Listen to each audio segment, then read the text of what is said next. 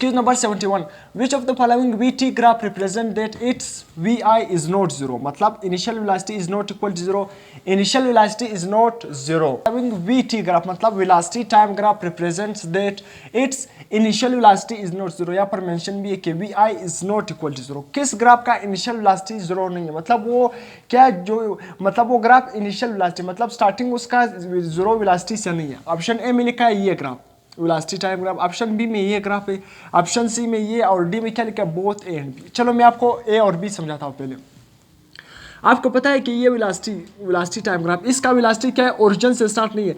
अगर ये ग्राफ इस ओरिजिन से स्टार्ट होता तब इसकी इनिशियल वेलोसिटी क्या होती जीरो। अब ये ओरिजिन से स्टार्ट नहीं है, ये क्या है थोड़ा ऊपर जाकर यहाँ से स्टार्ट है, तो इसलिए यहाँ पर कुछ ना कुछ इनिशियल वेलोसिटी होगी। आपने आपसे पूछा कि वो ग्राफ बताओ जो क्या है जिसका स्टार्टिंग जीरो से ना हो, मतलब उसका इनिशियल वेलोसिटी जीरो ना हो। तो ग्राफ ए तो बिल्कुल ठीक है, उसका स्टार्टिंग जीरो से नहीं। ग्राफ बी को देखते, इसका भी यहाँ से स्टार्ट है, मतलब ओरिजिन से तो स्टार्ट नहीं है। जो भी ग्राफ ओरिजिन से स्टार्ट नहीं होगा उसकी इनिशियल वेलोसिटी जीरो नहीं होगी, तो इसलिए इस ग्राफ का भी यहाँ पर कुछ ना कुछ इनिशियल वेलोसिटी की वैल्यू होगी। तो ग्राफ भी सही है। जब किसी ग्राफ को देखो ये ओरिजिन से स्टार्ट है, जो ग्राफ ओरिजिन से स्टार्ट होगा ये इसका स्लोप क्या है देखो ओरिजिन से स्टार्ट, तो इसलिए इसकी इनिशियल वेलोसिटी इस पॉइंट पर क्या है जीरो है। तो डी में क्या लिखा है both A and B, option A B क्या है करेक्ट और ऑप्शन बी बी क्या है correct. MCQ number 72, a force of 6 Newton gives an object an acceleration of 2 metre पर second. The force required to give an acceleration of 5 metre पर second. Simple आपसे force और acceleration का ratio पूछा हुआ है। ये आप किस फार्मूले से फाइंड करते हो? सिंपल के F is equal to ma, सही है। अब यहाँ पर आपको क्या है फोर्स और एक्सेलरेशन का रेशियो बतानी है। यहाँ पर मास का जिक्र नहीं है, तो इसलिए मास क्या है कांस्टेंट। तो जब मास कांस्टेंट होगा तो इसलिए फोर्स का वो उसका मतलब इक्वेशन में कोई भी उसका इफेक्ट नहीं होगा। जो चीज़ कांस्टेंट है उसको इक्वेशन से निकालो। तो फोर्स का मास के साथ डायरेक्ट रिलेशन, तो आपके साथ रेशियो क्या बन गया force is directly proportional to acceleration. तो simple F1 divided by F2 is equal to A1 divided by A2। ये आपके साथ क्या बन गया रेशियो बन गया। इस तरह आपके साथ बहुत सारे रेशियो आ सकते हैं। हो सकता है दूसरे ग्राफ में इस तरह जाए, दूसरा एमसीक्यूज इस तरह जाए कि फोर्स और मास के दरमियान क्या है रिलेशन देकर आपके साथ फिर वहाँ पर एक्सेलरेशन कांस्टेंट होगा, तो इसलिए फोर्स और मास के दरमियान भी क्या है रिलेशन डायरेक्ट है। तो इस तरह आपने इस फार्मूले से रिलेशन खुद ही निकालना है। अब यहाँ पर मैं वैल्यू पुट कर लेता हूँ। सिंपल F1 फोर्स आपके साथ क्या है 6 न्यूटन, तो यहाँ पर मैं पुट कर लेता हूँ 6 डिवाइडेड बाई F2 आपने फाइंड करना है is equal to A1 acceleration A1 आपके साथ क्या मतलब 2 मीटर पर सेकेंड स्क्वायर डिवाइडेड बाई, जबकि A2 एक्सेलरेशन आपके साथ सेकेंड एक्सेलरेशन क्या है 5 मीटर पर सेकेंड स्क्वायर 5। तो सिंपल आप इसको हल करो, 5 को किससे मल्टीप्लाई करो 6 से मल्टीप्लाई करो, 6 5 जार 35 और F2 को 2 से मल्टीप्लाई करो, F2 is equal to 6 5 jar 35। तो आपने F2 फाइंड करना है तो 2 यहाँ पर मल्टीप्लाई, तो सिंपल 35 के नीचे क्या हो जाएगा डिवाइड, तो आपके साथ आंसर क्या आ जाएगा 35 को 2 से डिवाइड करो। सिंपल आप इसको अप्रोक्सीमेशन से हल करो। तो लेट्स सपोज 2 1 जार 2 2 1 जार 2 सही है। अब उसको दे दो ना, यहाँ पर क्या बच गया 2 1 जार 2 1 बच गया 15, मतलब 2 7 जार 14। अप्रोक्सीमेटली 1 बच गया, तो अप्रोक्सीमेटली 17.5 आपके साथ क्या बन रहा है 17.5 आपके साथ आंसर बन रहा है 17.5 न्यूटन आपके साथ क्या बन रहा है ऑप्शन बन रहा है। चलो ऑप्शन में देखते हैं 17.5 आपके साथ F2 आ गया, फोर्स 2 क्या गया है 17.5 न्यूटन। ऑप्शन ए में क्या लिखा है 20 न्यूटन, नो। ऑप्शन बी में लिखा है 17.5 न्यूटन, ऑप्शन बी ही क्या है करेक्ट। सी में 15 न्यूटन, डी में 25 न्यूटन, वो सारे रॉन्ग है। एमसीक्यू नंबर 73, ये क्या है 73 लिखा है where a force of 5 newton is applied on a body of mass 100 gram, सही है। द एक्सेलरेशन विल बी, अब सिंपल आपने एक्सेलरेशन बताना है, फोर्स आपको गिवन है, सिंपल यही फार्मूला आपने यूज करना है।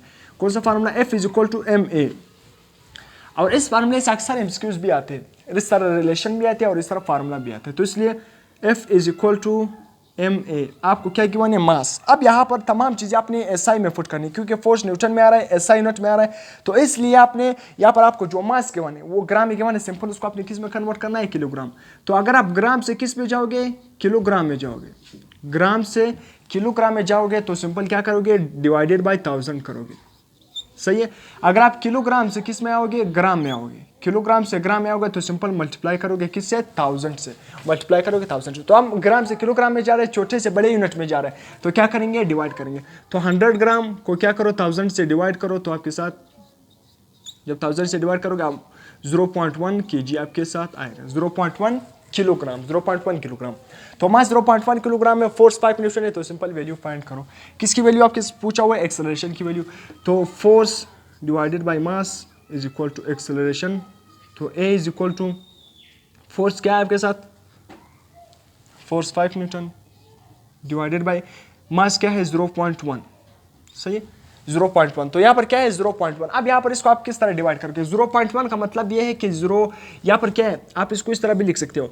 पॉइंट को खत्म करो, पॉइंट के नीचे 1 लिखो, जितने भी डिजिट है उतनी 0 लिखो। सही है, तो ये क्या हो गया? 1 डिवाइडेड बाई 10। इसको हम इस तरह भी लिख सकते हैं, 0.1 को 1 डिवाइडेड बाई 10 भी लिख सकते हैं। तो 10 नीचे डिवाइड हो रहा है, इसको ऊपर ले जाकर 5 के साथ मल्टीप्लाई करो, तो सिंपल 5 मल्टीप्लाई बाई 10 और नीचे क्या है? 1 लिखो या ना लिखो, इससे कुछ भी फर्क नहीं पड़ता है। तो 5 10 क्या बन जाएगा?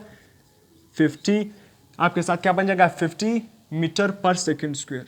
मीटर पर सेकंड स्क्वायर आपके साथ क्या बन जाएगी? एक्सेलरेशन की वैल्यू। आसान सा एमसीक्यूज है, सिंपल आपने यूनिट को देखना है। तो आपके साथ ऑप्शन ए में 100 न्यूटन, ऑप्शन बी में 20 न्यूटन, ऑप्शन सी में 50 न्यूटन ही करेक्ट होगा, डी में 30 न्यूटन। तो इसलिए ये F is equal to M, इससे बहुत सारे रिलेशन आते हैं। कभी कभी आपको कहता है कि हम फोर्स को डबल करके, वहाँ पर मास क्या है? कॉन्स्टेंट है, बॉडी का मास कॉन्स्टेंट है, एक्सेलरेशन क्या होगी? तो फोर्स और एक्सेलरेशन के दरमियान कौन सा रिलेशन है? Direct relation. अगर आप फोर्स को डबल करोगे तो एक्सेलरेशन भी डबल होगा। तो इसलिए इस तरह रिलेशन भी आपसे पूछे जा सकते हैं।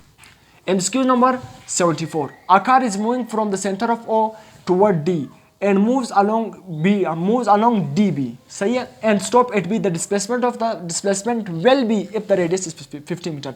इस तरह एमसीक्यूज में अक्सर आपको सर्कल गिवन होता है कि यहाँ से वहाँ तक, तो इसलिए इस एमसीक्यूज का मैंने यहाँ पर सर्कल नहीं बनाया, तो मैं यहाँ पर बना रहा हूँ। आपसे क्या कह रहे हैं कि एक पार्टिकल है, वो सेंटर ओ से किस तरफ जा रहा है? डी तक। ये पॉइंट क्या है? डी। फिर डी से क्या करता है? वो अलोंग क्या है? डी बी क्या करता है? मूव करता है।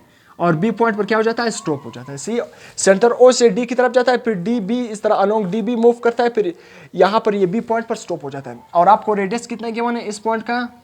50 मीटर। ये रेडियस कितना गिवन है आपके साथ? 50 मीटर। और आपसे पूछा है कि डिस्प्लेसमेंट बताओ। मैंने आपको बताया डिस्प्लेसमेंट क्या है, शॉर्टेस्ट पाथ है या नहीं। डिस्प्लेसमेंट क्या है? शॉर्टेस्ट। तो आपको डायरेक्ट पता भी है कि बॉडी यहाँ से स्टार्ट हो गई, इस तरफ गई, फिर इस तरफ, फिर इस तरफ, फिर इस तरफ, फिर इस तरफ, फिर यहाँ तक बी तक आ गई। सही है, ये क्या है? Total path. ये इस तरह आपको मैं बनाऊँ यहाँ तक, इस तरह। ये आपके साथ क्या है? इनिशियल पॉइंट, और ये क्या है? Final point. बॉडी यहाँ से स्टार्ट हो गई, यहाँ तक आ गई। ये आपके साथ क्या गया? टोटल पाथ हो गया, आपके साथ टोटल डिस्टेंस हो गया। सिंपल आपको ये भी गिवन है कि इस इनिशियल से फाइनल तक ये जो शॉर्टेस्ट पाथ है, रेडियस आपको क्या है? 50 मीटर। तो आपसे पूछा है कि शॉर्टेस्ट पाथ मुझे बताओ। शॉर्टेस्ट पाथ का मतलब क्या है? डिस्प्लेसमेंट पूछा है। तो डिस्प्लेसमेंट तो आपके साथ 50 मीटर हो गया, क्योंकि आपने टोटल पाथ मतलब डिस्टेंस कवर कर लिया, इनिशियल और फाइनल पॉइंट, मतलब यहाँ से गए यहाँ तक आ गए, टोटल डिस्टेंस कवर कर लिया आपने। मगर अगर आप शॉर्टेस्ट पाथ के जरिए जाते हो, इनिशियल और फाइनल, तो ये भी आपके साथ शॉर्टेस्ट पाथ, ये शॉर्टेस्ट पाथ ये बन रहा है। तो इसलिए शॉर्टेस्ट पाथ का जो आपके साथ जो लंबाई है, मतलब शॉर्टेस्ट पाथ आपको कितना गिवन है? 50 मीटर गिवन है। शॉर्टेस्ट पाथ कितना गिवन है? 50 मीटर। तो इसलिए ये शॉर्टेस्ट पाथ 50 मीटर ही आपके साथ क्या होगा? डिस्प्लेसमेंट होगा। तो ऑप्शन ए में 50 मीटर, ऑप्शन बी में 100 मीटर, ऑप्शन डी में 150, ऑप्शन सी में 150 मीटर, ऑप्शन डी में 10 मीटर। तो ऑप्शन ए क्या होगा? करेक्ट होगा, 50 मीटर। सही है। MCQ number 75, a body is moving with uniform velocity of 100 metre पर second toward east, its acceleration will be। अब यहाँ पर फिर से आपको क्या पूछा हुआ है कि एक बॉडी है, वो क्या कर रही है? यूनिफॉर्म वेलोसिटी के साथ। क्या? यूनिफॉर्म v, मतलब v का मतलब क्या है? यूनिफॉर्म वेलोसिटी के साथ मूव कर रही है। यूनिफॉर्म वेलोसिटी को हम क्या नाम देते हैं? कांस्टेंट वेलोसिटी, या यूनिफॉर्म वेलोसिटी के साथ मूव कर रहा है। कितनी है उसकी यूनिफॉर्म वेलोसिटी? 100 मीटर पर सेकेंड। आपसे पूछे टुवर्ड ईस्ट की तरफ जा रहे हैं। सही है। इट एक्सेलरेशन विल बी, आपसे सिंपल इसका एक्सेलरेशन पूछा हुआ है। ऑप्शन ए में 0 मीटर पर सेकंड स्क्वायर, ऑप्शन बी में 100 मीटर पर सेकंड स्क्वायर। सब ऑप्शन में स्क्वायर लिख देना। सही है, यहाँ पर मैंने स्क्वायर नहीं लिखा है, स्क्वायर। 100 मीटर पर सेकंड स्क्वायर, 50 मीटर पर सेकंड स्क्वायर। डी में क्या लिखा है? 10 मीटर पर सेकंड स्क्वायर। तो एक बात आपको पता है, अगर एक्सेलरेशन का फार्मूला क्या है? Acceleration is equal to change in velocity divided by time. आपसे क्या पूछा? Uniform velocity, constant velocity. अगर वेलोसिटी क्या हो? कांस्टेंट हो। अगर वेलोसिटी क्या हो? कांस्टेंट, तो चेंज ऑफ वेलोसिटी किसके इक्वल होगा? चेंज ऑफ वेलोसिटी क्या होगी? 0 होगी या नहीं? अगर वेलोसिटी कांस्टेंट तो चेंज ऑफ वेलोसिटी क्या होगी? 0। अगर चेंज ऑफ वेलोसिटी 0 होगा तो याद रखना एक्सेलरेशन भी क्या होगा? 0 होगा। अगर एक्सेलरेशन 0 होगा तो फोर्स भी क्या होगा? 0 होगा। इस तरह तमाम रिलेशन आप ड्रा कर सकते हो। क्यों? क्योंकि आपको F is equal to ma, force का एक्सेलरेशन के साथ डायरेक्ट रिलेशन है। अगर फोर्स जीरो तो एक्सेलरेशन क्या हो जाएगा, जीरो। अगर एक्सेलरेशन जीरो तो फोर्स जीरो, क्योंकि किसी भी बॉडी में एक्सेलरेशन तब प्रोड्यूस होगा जब वहां पर फोर्स क्या होगा, लगेगा। उसकी वेलोसिटी तब चेंज होगी जब वहां पर फोर्स क्या होगा, उस बॉडी पर फोर्स लगेगा। तो सिंपल आपसे पूछे एक्सेलरेशन बताओ, तो आपको पता है कि वो यूनिफॉर्म वेलोसिटी के साथ मूव करे। यूनिफॉर्म वेलोसिटी का मतलब क्या है, उसकी वेलोसिटी कांस्टेंट है, चेंज ऑफ वेलोसिटी क्या होगी, जीरो। जब चेंज ऑफ वेलोसिटी जीरो होगी तो जीरो डिवाइडेड बाय समथिंग, तो क्या हो जाएगा, डिवाइडेड बाय टाइम। तो एक्सेलरेशन तो अप्रोक्सीमेटली क्या बन जाएगा, जीरो। तो इसलिए कोई भी ऑप्शन आपने डायरेक्ट हल करने की कोशिश करना ही नहीं है, तो इसलिए 0 मीटर पर सेकंड स्क्वायर इसका ऑप्शन बन जाएगा। सही है, तो यहाँ तक आप इसका स्क्रीनशॉट ले सकते हो। इसके बाद हम नेक्स्ट एमसीक्यूज क्या करेंगे, डिस्कस करेंगे।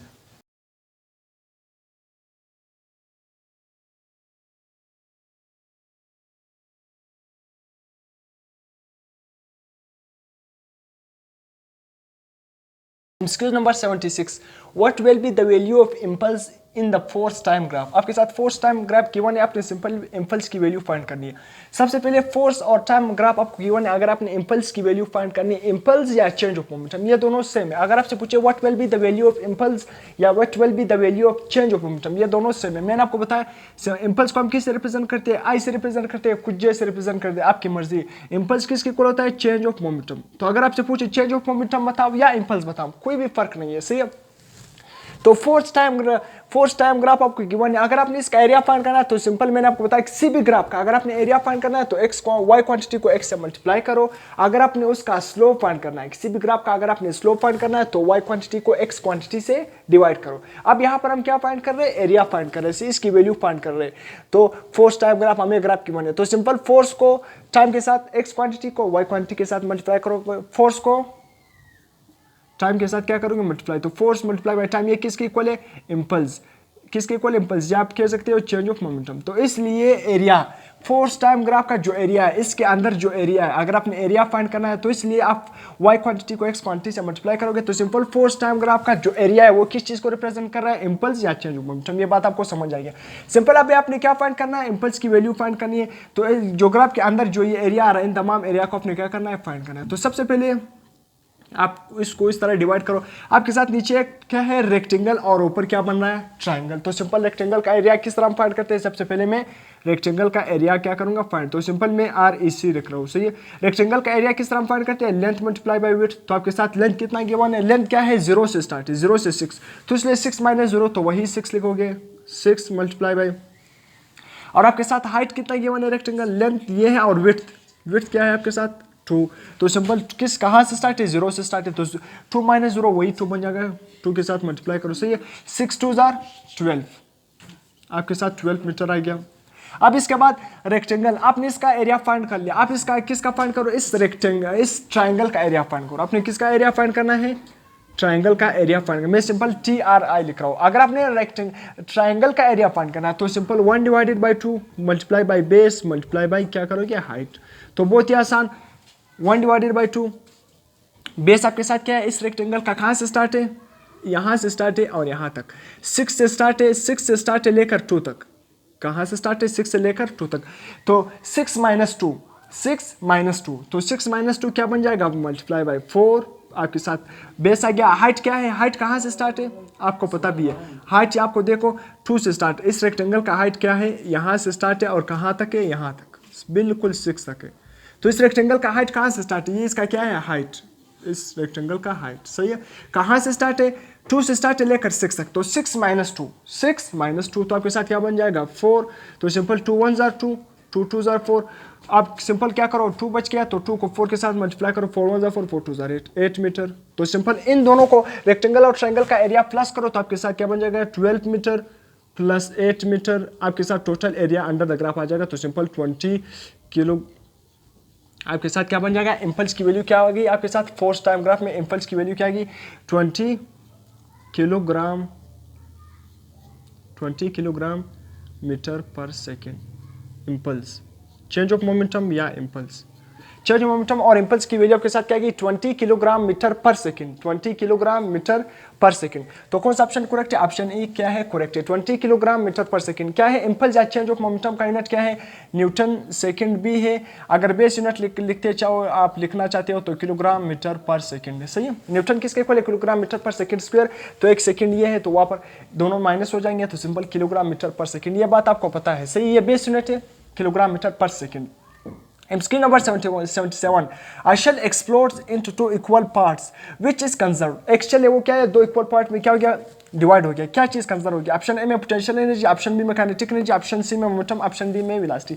आसान एमसीक्यूज ये क्या है, सिंपल मोमेंटम कंजर्व हो गया क्योंकि एक शेल एक्सप्लोड हो गया दो पार्ट्स में। अब आपको ये नहीं गिवाने वो दो पार्ट इक्वल पार्ट है अनइक्वल है, क्या है, दो पार्ट में एक्सप्लोड हो गया, दो पार्ट में डिवाइड हो गया, हो सकता है वो दोनों पार्ट इक्वल ना हो। अगर वो इक्वल ना होगा तो उसकी पोटेंशियल और काइनेटिक एनर्जी और वेलोसिटी तो इक्वल नहीं हो सकती। सिंपल एक चीज क्या होगा, कंजर्व होगा मोमेंटम, जितना पहले होगा उतना ही बाद में होगा, जितना इनिशियल मोमेंटम होगा उतना ही क्या होगा, final momentum. MCQ number 78, a body of mass 100 kg and its time is 10 seconds and force acting on a body is 100 Newton, the rate of change of momentum। आसान MCQs है, आपने क्या करना है, आसान MCQs सिंपल क्या है इस MCQs में आपसे क्या पूछा, rate of change of momentum, और आपको फोर्स कितना गिवन है, फोर्स 100 न्यूटन। अगर आपको पता है कि force is equal to rate of change of momentum, force is equal to rate of change of momentum. Rate of change of momentum किसके इक्वल है, फोर्स। आपसे क्या पूछ रहा है, rate of change of momentum, आपसे ये वैल्यू पूछ रहा है, rate of change of momentum बताओ, और आपको फोर्स कितना गिवन है, 100 न्यूटन। तो सिंपल जो फोर्स की वैल्यू होगी वही rate of change of momentum की वैल्यू होगी, क्योंकि फोर्स किसके इक्वल है, rate of change of momentum के इक्वल है। तो इसलिए फोर्स क्या है, 100 न्यूटन। तो 100 Newton is equal to change और rate of change of momentum divided by time. तो इसलिए जो वैल्यू फोर्स की होगी, क्योंकि फोर्स किसके इक्वल है, rate of change of momentum, तो जो वैल्यू फोर्स की होगी वही rate of change of momentum की वैल्यू होगी। तो बहुत ही आसान, हल करने की जरूरत है ही नहीं। तो इसलिए फोर्स की वैल्यू 100 न्यूटन है, तो इसलिए अगर फोर्स की वैल्यू 100 न्यूटन होगी तो rate of change of momentum की वैल्यू भी क्या होगी, 100 न्यूटन। ऑप्शन ए क्या है correct. MCQ number 79, a body of mass is 10 kg and its velocity is 3i plus 4j metre पर सेकंड। सिंपल क्या है, वेक्टर फॉर्म में आपको गिवन है, the momentum of the body will be. Simple आसान MCQ है, यहाँ पर सिंपल वेलोसिटी वेक्टर फॉर्म में गिवन है। सिंपल आप वेलोसिटी का मैग्नीट्यूड निकालो, फिर आप मोमेंटम फाइंड करो। मोमेंटम का फार्मूला क्या है, mv। अब यहाँ पर वेलोसिटी वेक्टर फॉर्म में गिवन है, तो वेलोसिटी का आप क्या करो, उसका मैग्नीट्यूड निकालो।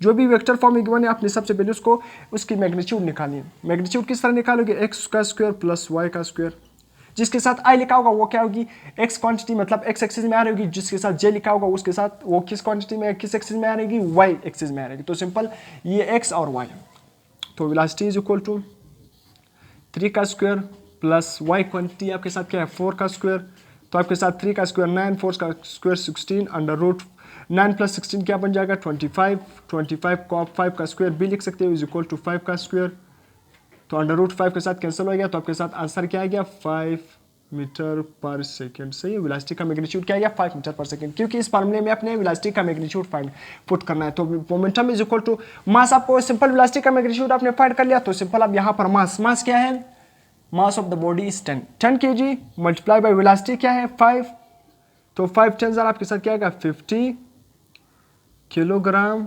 मीटर पर सेकंड। आपके साथ क्या आएगा, किलोग्राम मीटर पर सेकंड या न्यूटन सेकंड। तो आपके साथ ये मोमेंटम की वैल्यू होगी। ऑप्शन कौन सा करेक्ट है, ऑप्शन बी ही क्या है करेक्ट। सिंपल इस मैट्रिक ये था, ट्विस्ट ये गिवन था कि वेलोसिटी वेक्टर फॉर्म में बने, तो वेक्टर फॉर्म से आपने मैग्नीट्यूड में किस तरह जाना है, उसका स्क्वायर लेकर उस पर स्क्वायर रूट लेना है। सही है, जिधर भी गिवन हो।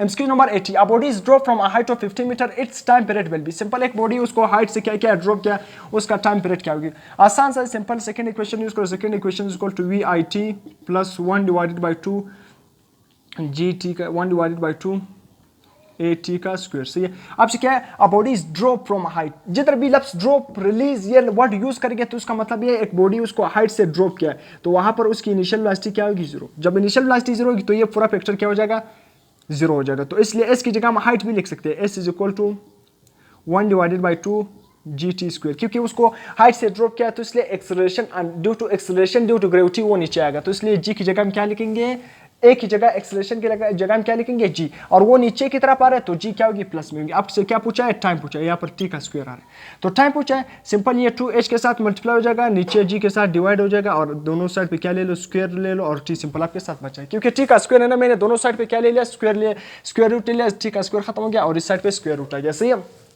यहाँ पर सिंपल MCQs आपके साथ क्या है, आपके साथ 2 मल्टीप्लाई बाई हाइट आपके साथ क्या है 500 मीटर डिवाइडेड बाई g की वैल्यू क्या है 10 स्क्वायर रूट 10, 0 के साथ क्या हो जाएगा कैंसिल, 2 को किससे मल्टीप्लाई करो, 50 से मल्टीप्लाई करो, आपके साथ 100 स्क्वायर रूट 100 का स्क्वायर रूट लोगे तो आपके साथ क्या आएगा 10 सेकेंड।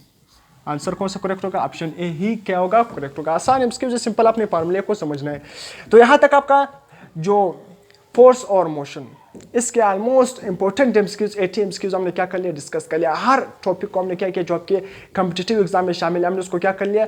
उससे रिलेटेड 5-10 एमसीक्यूज क्या कर लिए? उसको डिस्कस कर लिए। तो यहाँ तक जो भी इंपॉर्टेंट एमसीक्यूज हमने डिस्कस कर लिए, तो इंशाल्लाह अभी कोई भी एमसीक्यूज नहीं रह गया होगा इस तरह जो आपको कंफ्यूज करेगा। तो अगर आपको लेक्चर पसंद आ गया तो अपने लेक्चर को लाइक कर देना है, सब चैनल को सब्सक्राइब कर देना है, और टिल देन इंशाल्लाह फिर नेक्स्ट लेक्चर में मिलते हैं। इसके बाद कौन सा चैप्टर है? Work and energy first year का, उसके एमसीक्यूज डिस्कस करेंगे। तो यहाँ तक फिर अगर कोई भी एमसीक्यूज आपको कंफ्यूज करा, आप कमेंट सेक्शन में भी पूछ सकते हो। तो टिल देन अल्लाह हाफिज़।